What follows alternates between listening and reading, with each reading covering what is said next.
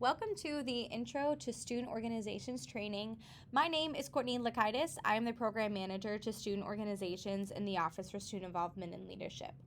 This training is a requirement for all presidents and treasurers to complete that are officers within the Boonshoff School of Medicine student organization community.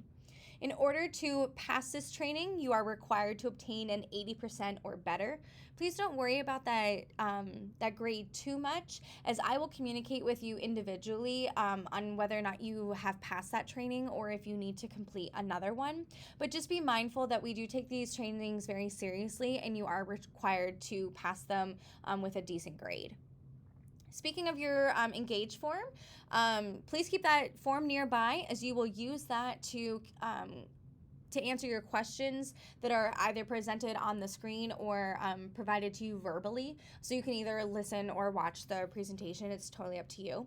And in turn, once you submit that form on Engage, that will be counted as your attendance in terms of completing the required trainings.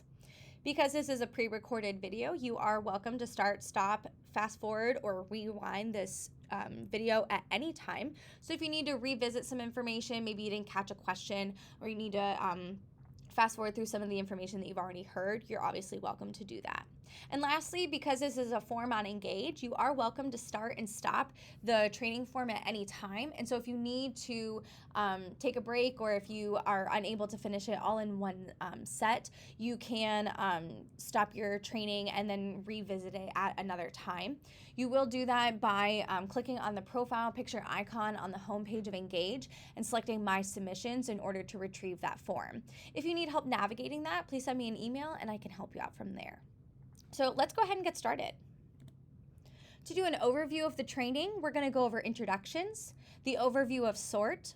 We'll dive into some of the specifics of SORT and focus on the definitions, requirements, schedules, and statuses. Then we'll talk about the student organization requirements, active status perks, leadership changes, and your final next steps. So let's start with introductions. We have several staff members at Wright State who help our Boonshoff School of Medicine student organizations. We start here with Chanel Winston, who is the Student Services Program Manager, housed within the Student Affairs and Admissions Office at BSOM. There's myself, Courtney Lakaitis, Program Manager of Student Organizations, housed within the Office of Student Involvement and Leadership. And then we have Robin Johnson, who is the accounting clerk, and she is housed within the Office of Student Involvement and Leadership.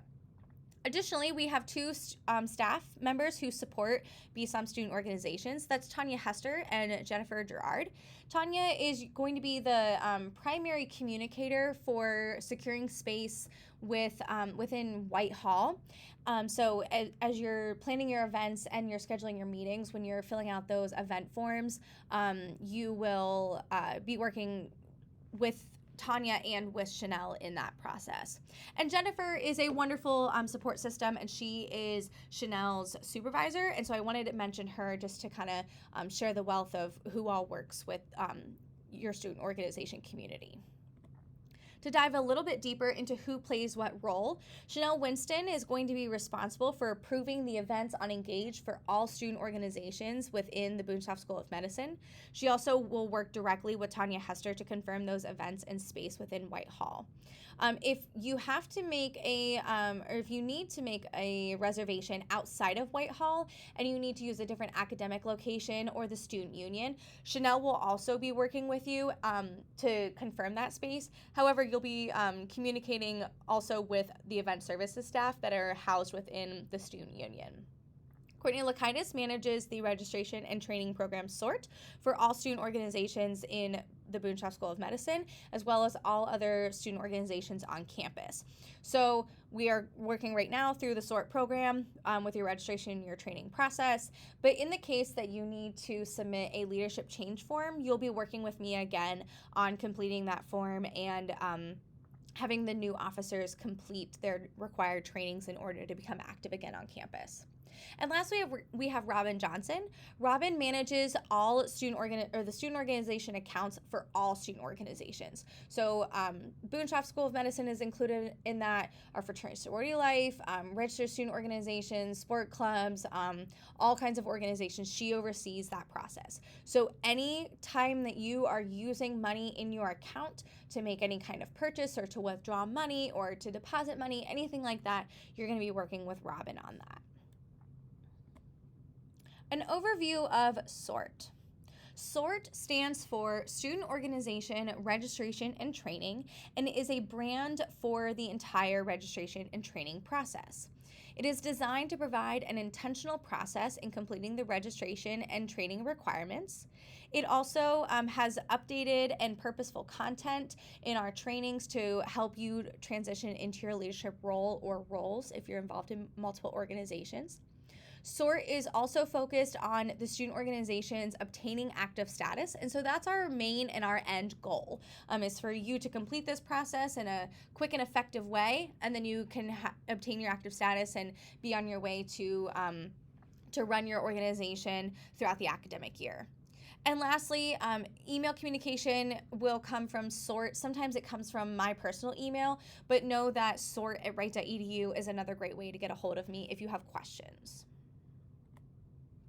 SORT definitions. We're going to take a deeper dive into some of our definitions.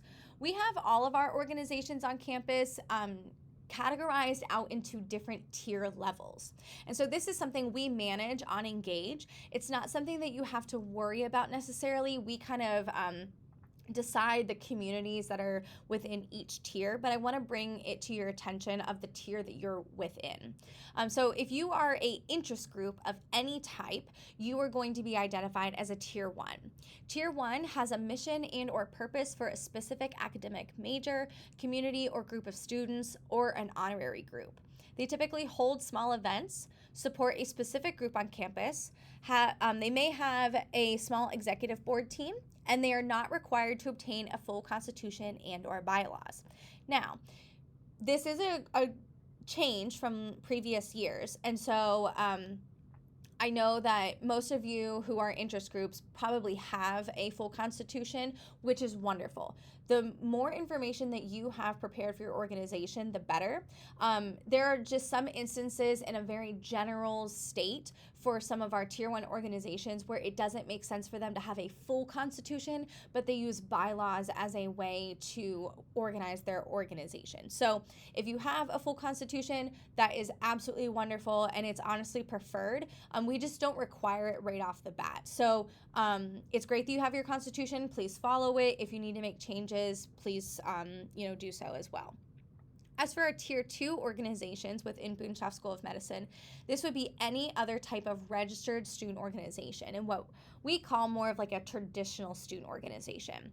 So a tier 2 has a mission and or purpose for many categories and interests on campus, holds regular general meetings and executive board meetings, holds medium or low to medium risk level events and or fundraisers, holds few to some events, holds or participates in some off-campus events, travels, has a full executive board, required to have a full constitution and or bylaws, and is required to complete registration and specific trainings.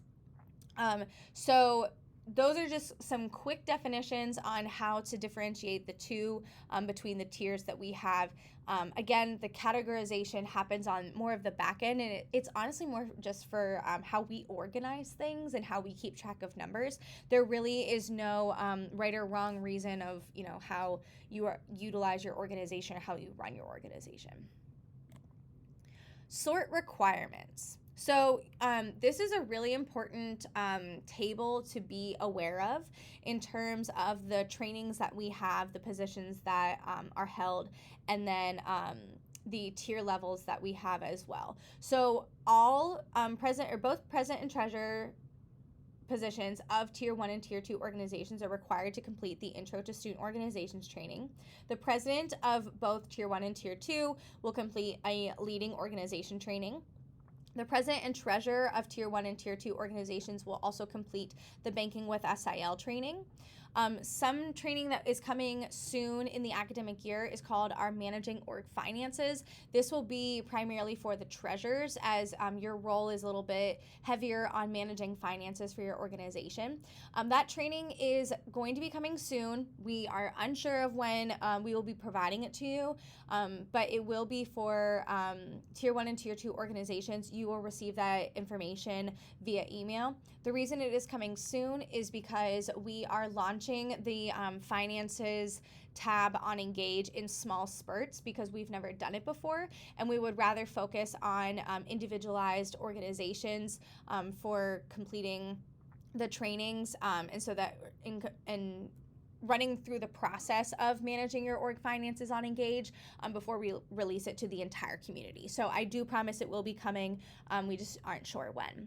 And lastly, we have a Readers Don't Haze training. This is required by state law to provide to student organization leaders. The president and treasurer of Tier 1 and Tier 2 organizations are required to complete it. And then lastly, we have the policies and procedure trainings for both president and treasurers of Tier 1 and Tier 2 organizations. Please note that the president and treasurer are the only required positions to complete the trainings listed for each tier level. So I recognize that there may be some co-presidents, and that is perfectly acceptable for them to complete the trainings. If you do have co-presidents and they were not listed on the registration application, you are more than welcome to submit or forward the training email to those co-presidents or co-treasurers. And you're also welcome to email me, and I can update that information on our spreadsheets as well.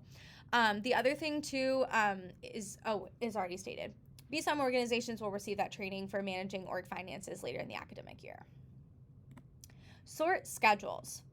So we start your registration and training process on a different schedule than the rest of the academic year to reflect your academic year in Boone Schaaf School of Medicine. So SORT BSOM starts on July 20th, and you have until August 20th to submit your registration application and your trainings. We then move into SORT Fall, which is a registration and training process. Those are both open from September 5th to September 30th. SORT Calendar would be the next opportunity, and those registration and training applications and forms are available from November 15th to December 30th. And then lastly, we have Spring SORT or SORT Spring, which those registration and training opportunities are from January 5th to January 30th. So if there is a challenge or a concern where you're unable to complete SORT BSOM, you will then fall right into completing the SORT Fall registration application and training forms, and then so on and so forth. So we do try to provide you with plenty of opportunities to be an active organization. And if there's a challenge or any concerns that you have about the schedule, please let me know, and I can provide further information for you. SORT statuses. We have 3 different kinds of statuses, or really 4. 3 different kind of lights is what I like to use. We have an active status, which is a green light, and that means that you have completed all of the requirements and you're good to go for the academic year. You are no longer needing to be concerned about completing any SORT requirements once you're in that active status. In the frozen status, which is something I call like the yellow light, that means that you are missing one or more of the requirements. Your organization is also frozen on Engage, and it's kind of like a holding period until you complete those requirements and move to that active status. And then lastly, we have 2 statuses that we kind of use interchangeably. One is called locked, and then one is inactive. A locked status can mean a probation period or can mean that the organization has not operated in 2 years. And then an active status means, or inactive status means that the org did not operate on campus for 3 or more years. And so those are more of like your red lights, if you will. So you have active status, green light, frozen status, yellow light, locked and inactive status, red light. Student organization requirements.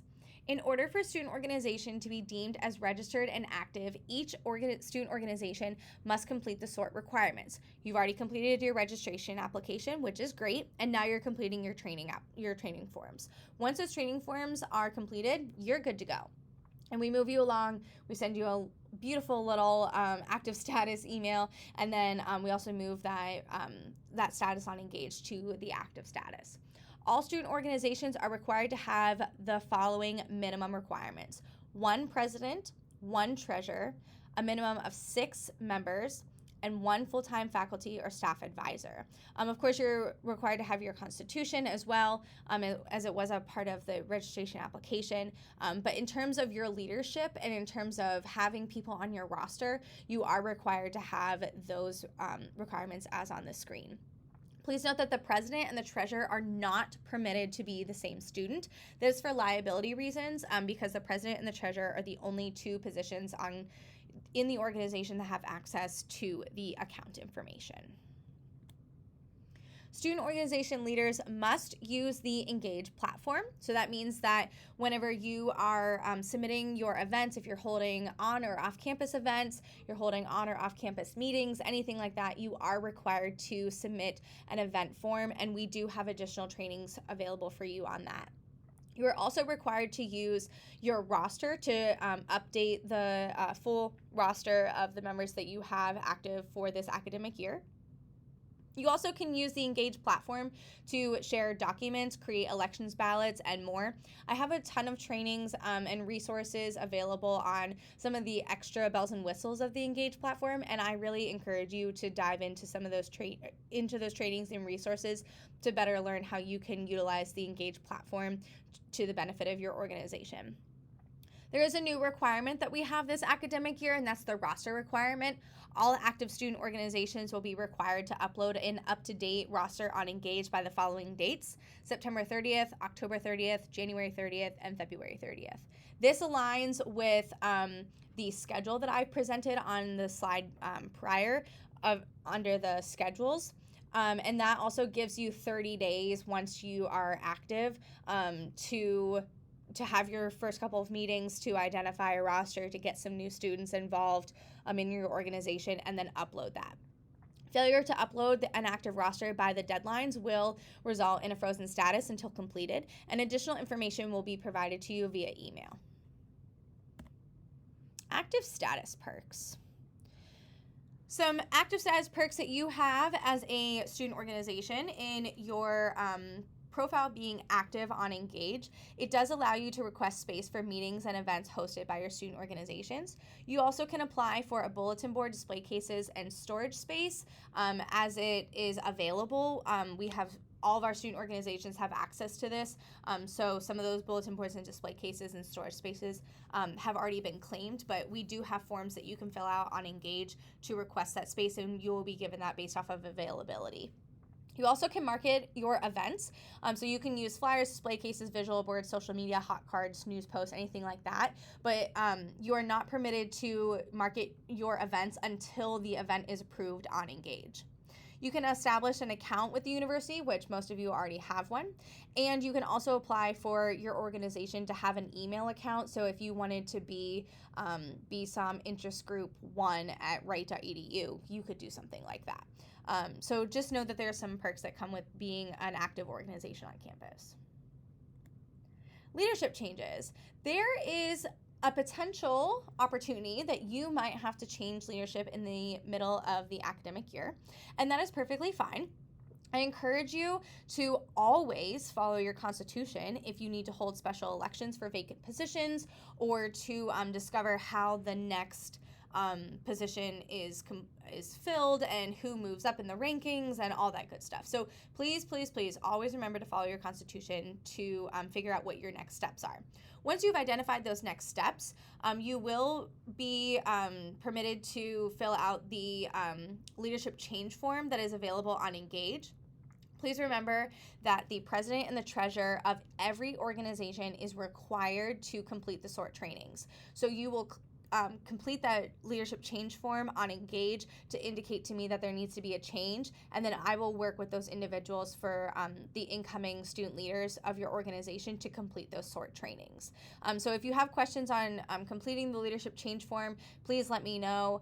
We do have it available under campus links on the homepage of Engage. So on the homepage of Engage, if you just scroll down to the long list of campus links, there is a whole list of forms and website links and whatnot. That form will be available to you, and you can complete that.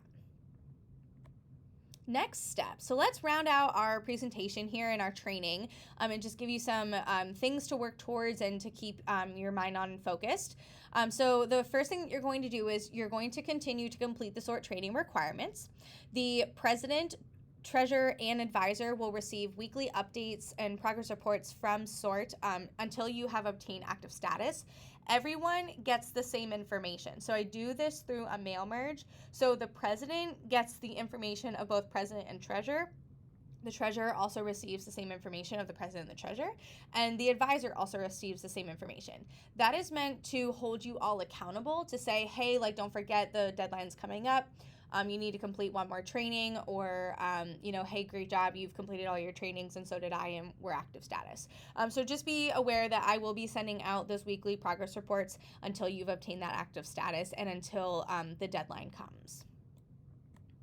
Additionally, when you receive the active status obtained email, you will be provided with additional information on SORT resources and how to complete your roster requirement. Because this requirement with the roster is brand new, I will also be sending out additional communications to all student organizations to complete their roster requirements by that September 30th date. So if you miss the information in your active status email, that's totally okay. I will connect with you later on to provide more information on completing that process. And please note that if you hold the president or treasurer position in one or more organization, you are only required to complete the SORT training once per academic year. I just need to know all of the organizations that you're a part of. So please make sure that on the contact information page of each training that you're completing, that you're listing all of the president and treasurer positions that you hold for additional organizations. And that concludes our Intro to Student Organizations training. I hope that this information was helpful to you. I know that this can be a little bit overwhelming, so please trust that we have plenty of resources to share throughout the academic year. Chanel also has access to some of those resources, so if you want to connect with Chanel, she can share some of that information on Engage. We try to keep the information as accessible as humanly possible, so you can always do a quick search on Engage for SORT resources if you would like, and then we also have information available on the SORT process at our website at rate.edu/SORT.